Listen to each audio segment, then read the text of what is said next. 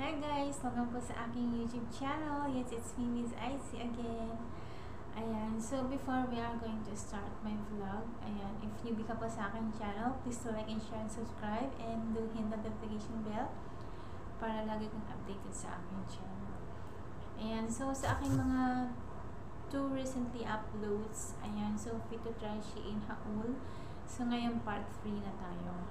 So, the rest of my uploads earlier, ayan, finit ko sila, tinry ko siya, and pinakita ko sa inyo kung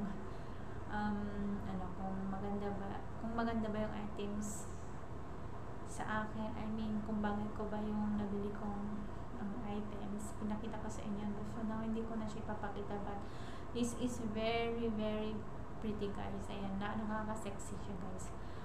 Ayan, sa akin kasi, pagdating sa buying online, chine-check ko muna yung mga reviews, ulit-ulit kong chine-check, and then kung ano yung type ng tela ng gusto kong items, if maganda siya or hindi. So, nakadepende din ako sa mga reviews.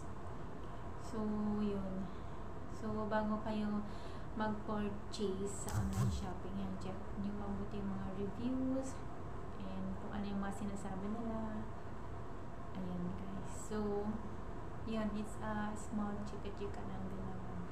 So, ayan guys, ito yung in-order ko sa Shein. Ayan, so, ito worth it to. So, binili ko siya ng 27 star. Ayan, so 27 times 15. Kaya na mag-calculate. So, it's worth it. Hindi ako bumibili yung minsan, lang, mas gusto ko yung medyo bundle type pa. So, ito siya guys. Nakaka-sexy siya. So, alam niyo na to guys, yung type ng yes. Ang ganda niya guys, especially sa denim short or sa mga skirt, mga high waist or mga low waist. Nakaka-sexy talaga siya. Especially yung dito niya, yung sa size niya dito. Nag-shape yung katawan mo. So, yan, color black. Ito is yung color gray. Ayan. So, it's very pretty, guys. Nakaka-demure and malinis tingnan. Ayan. So, this is purple actually. Looks like pink, but it's purple. Ayan. So, pag bumibili kayo ng Shein, doon kayo sa bundle, yung worth it yung price, and check nyo lagi yung reviews kung worth it pa yung items na yun para yun, worth it.